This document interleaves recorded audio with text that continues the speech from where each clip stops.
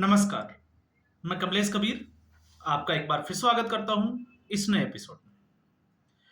आज के इस एपिसोड में हम बात तो करेंगे भारत और पाकिस्तान की, लेकिन साथ में हम बात करेंगे भारत के मीडिया जगत की। जिस तरीके से हम बात करते हैं भारत और पाकिस्तान के युद्ध की, तो लगातार आपने देखा होगा एक माहौल बना हुआ है कि पाकिस्तान जो गंदगी फैला रहा है उसको साफ करना चाहिए, और वो साफ होना जरूरी भी है। और वो गंदगी है आतंकवाद। दूसरा, मुझे लगता है कि इस आतंकवाद से ज्यादा मीडिया में बैठे उन लोगों को सबक सिखाना जरूरी है जो देश के खिलाफ एक एजेंडा चलाते हैं। अब मैं ऐसा क्यों कह रहा हूं एक बार फिर, क्योंकि देश इस वक्त युद्ध की ओर जा रहा है। हम कह सकते हैं कि ये एक संकट का समय है। आने वाले दिन कैसे होंगे, कितनी मुसीबत भरे होंगे, क्या होगा नहीं होगा, वो तमाम तरह की बातें जो है वो हर देशवासी के मन में इस वक्त चल रही है। लेकिन इस वक्त भी ऐसे लोग जो है वो अपने, चाहे वो पैतराबाजी हो या एजेंडे हो, हथगंडे हो, उससे बाज नहीं आ रहे। और ऐसा मैं क्यों कह रहा हूं? ऐसा मैं इसलिए कह रहा हूं क्योंकि भारत के ही मीडिया के ऊपर पाकिस्तान के लेकर जो कार्रवाई की गई उसके ऊपर ये लोग सवाल उठाना शुरू कर चुके हैं।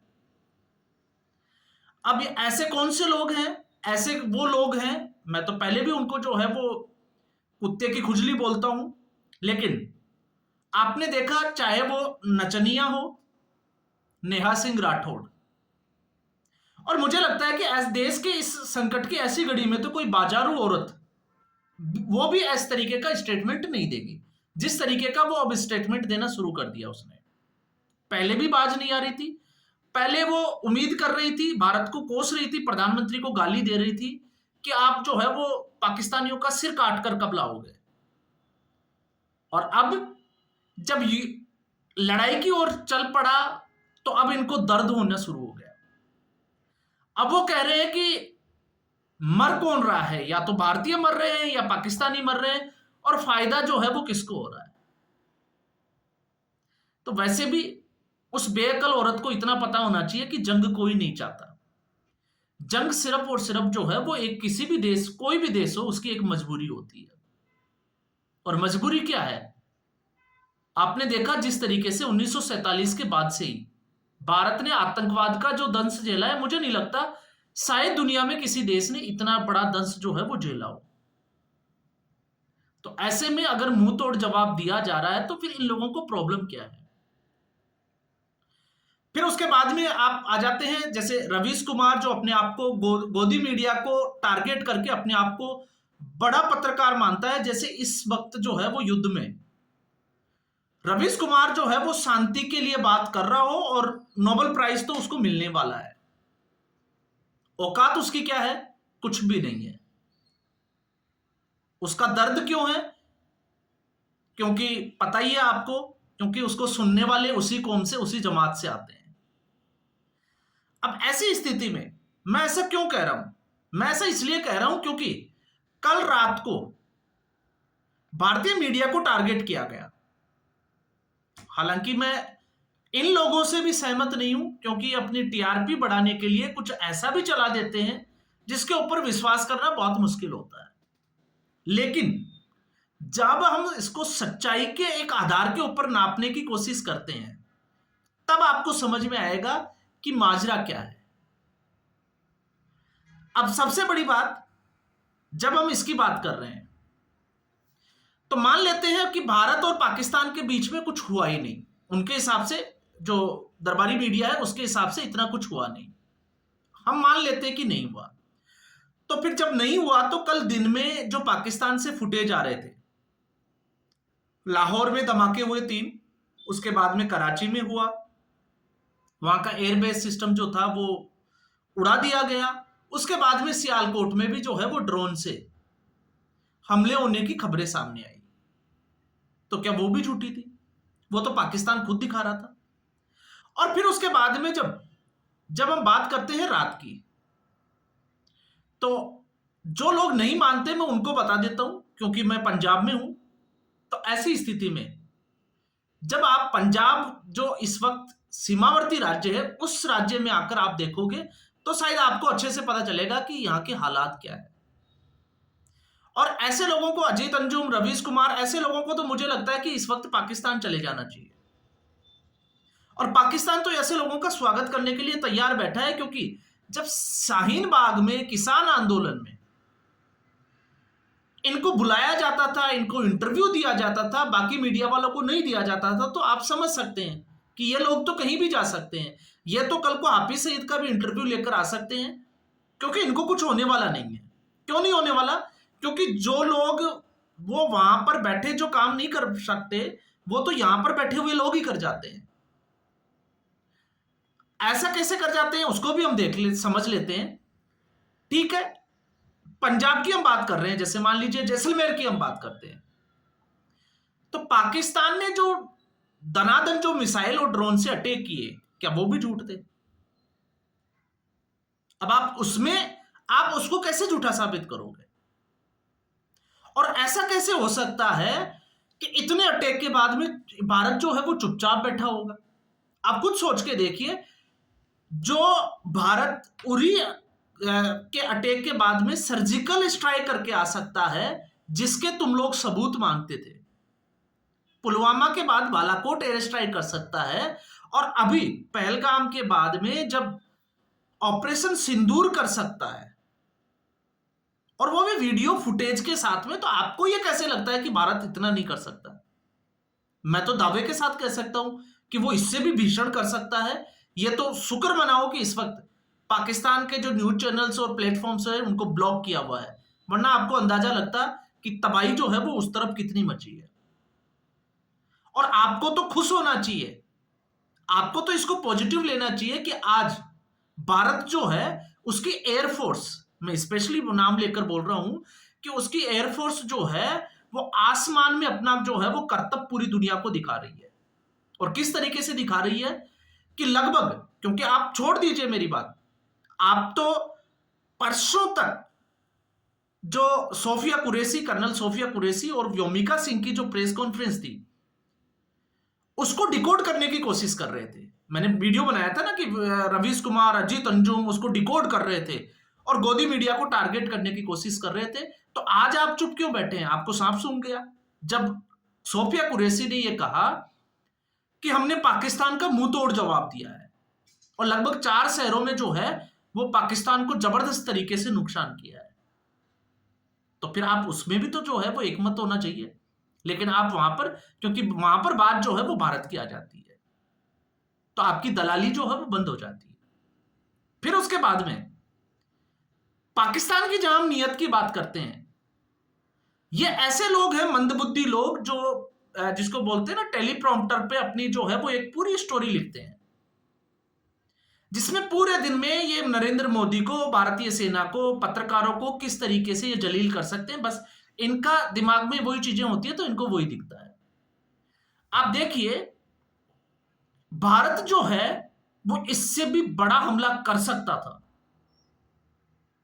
मैं आपको फिर बता रहा हूं, क्योंकि जहां हम रहते हैं वहां तक अगर धमाकों की आवाज आ सकती है तो आप अंदाजा लगा सकते हैं कि रात को क्या हुआ होगा। और पंजाब के सीमावर्ती इलाकों के आप वहां के लोगों को पूछिए कि पूरी रात उनको नींद आई थी या नहीं आई थी, या सिर्फ कानों में फटाकों की आवाज गूंज रही थी। तुम लोग नोएडा में अपने स्टूडियो में बैठकर ज्ञान देते हो, मुझे लगता है ऐसा जो है वो एक तरफा नहीं करना चाहिए। और मैं कहता हूं कि अगर ऐसी स्थिति में आप देश के साथ खड़े नहीं हो सकते तो फिर आपका मतलब भी नहीं बनता। क्यों? क्योंकि जहां पाकिस्तान को आप देख लीजिए, पाकिस्तान से मुझे लगता है कि ऐसे मामले में सीखना चाहिए। भले ही वो झूठा प्रोपेगेंडा चला रहे हैं, लेकिन अपने देश का तो बोल रहे हैं कम से कम। तुम लोग यहां का खाके जो है वो बकवास करते हो, और पाकिस्तान को इससे ज्यादा जवाब क्यों नहीं दे पाया? आज की जो प्रेस कॉन्फ्रेंस थी, अगर आप उसको डिकोड करोगे तो आपको इसमें जो है वो उसका जवाब मिलेगा। उसमें एक पॉइंट जो है वो रखा गया था कि भारत ने जब अपना एयर स्पेस नागरिक उड़ानों के लिए बंद कर रखा है तो पाकिस्तान ने अब तक क्यों नहीं किया? आप इसको समझिए। इसका मतलब ये था कि अगर भारत अपनी नागरिक उड़ानों को रद्द कर सकता है तो कोई भी जो एयरलाइंस है वो अपनी उड़ान नहीं भर सकती, तो सिविलियंस को आप टारगेट नहीं कर सकते। तो पाकिस्तान का सीधे तौर पे था कि आप जो है वो कहीं ना कहीं नागरिक उड़ानें चलेगी, इंडिया अटैक करेगा, और अगर इंडिया अटैक करता है तो उसमें कोई नागरिक उड़ान का हम बात करें, कोई एयरलाइंस जो है वो अगर क्रैश हो जाती है, उसकी जद में आ जाती है, तो पूरी दुनिया को ये दिखाने की कोशिश करता पाकिस्तान की ये देखिए भारत ने अटैक कर दिया हमारी एयरलाइंस के ऊपर। इसलिए व्योमिका सिंह ने कहा, और आपको पता होगा विदेश सचिव विक्रम मिस्री ने भी यही कहा था कि भारतीय एयरफोर्स ने बड़ा ही संयमित तरीके से जो है वो उसका जवाब दिया। तो ये सिर्फ और सिर्फ जो है वो भारत ही कर सकता है कि युद्ध की स्थिति में जाने के बावजूद एक के बाद एक सीरीज में ड्रोन और मिसाइल से अटैक किया गया, लेकिन भारत शुरू के आपको पता हो तो 1 से 1.5 घंटे तक सिर्फ और सिर्फ उसको रोकता रहा, और उसके बाद में जो है वो काउंटर अटैक किया। काउंटर अटैक करना भी जरूरी था, क्योंकि अगर भारत काउंटर अटैक नहीं करता तो शायद पाकिस्तान रुकने वाला नहीं था, लेकिन पाकिस्तान को समझ में आ गया। तो यहां पर यह है भारतीय मीडिया का दोगलापन। और ये दोगलापन कहां से आता है? क्योंकि ये जो कहते हैं ना, इनकी थाली में जो बोटियां थी वो बोटियां गड़बड़ कर रही है। इनको जो हड्डी के टुकड़े 2014 से पहले डाले जाते थे अब वो इनके बंद हो गए। अब जो बचे कुचे थे जो 2014 के बाद में इनको दे रहे थे, हड्डियां डाल रहे थे, अब उनकी फंडिंग भी जो है वो बंद हो गई। तो ये बौखलाए हुए हैं। तो अब इनको लगता है कि कैसे जो है वो किस तरीके से इस मामले को जो है वो लोग ये कहे कि हाँ रवीश कुमार का आप नॉलेज देखिए। क्या नॉलेज है रवीश कुमार का? आप उसके किसी भी वीडियो को उठाकर देख लीजिए, आपको किसी की जरूरत ही नहीं है। आप फैक्ट्स चेक करिए, आप औकात पता चल जाएगी रवीश कुमार की क्या है, अजीत अंजुम की क्या है, अभिसार शर्मा की क्या है, और नेहा सिंह राठौड़ वो तो जो है वो 2 कौड़ी की लड़की है, वो जिसको कहते हैं ना कि एक बहुत गिरी हुई सोच की लड़की, उसकी हम ज्यादा जो है वो बात यहां नहीं करना चाहते, लेकिन फिर भी लोग जो है वो इनको हीरो बनाने की कोशिश कर रहे हैं।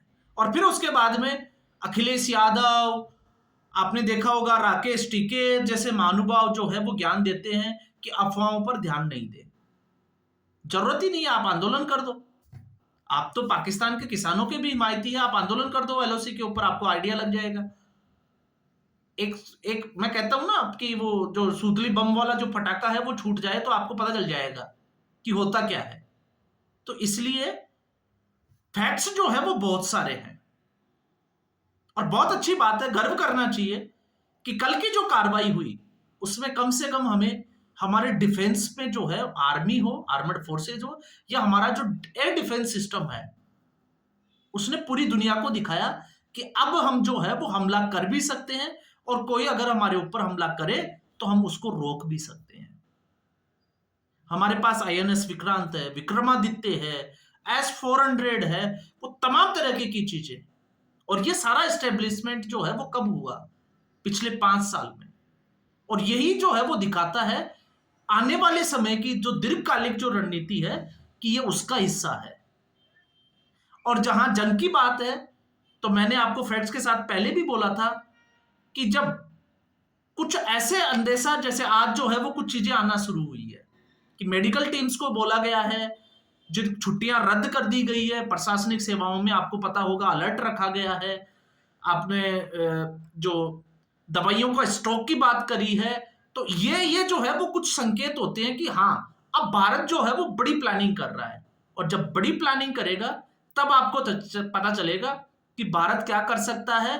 और जो लोग कह रहे थे वो बिल्कुल सही कह रहे थे कि रात को जो है वो भारत ने क्या किया होगा। तो आज के एपिसोड में बस इतना ही।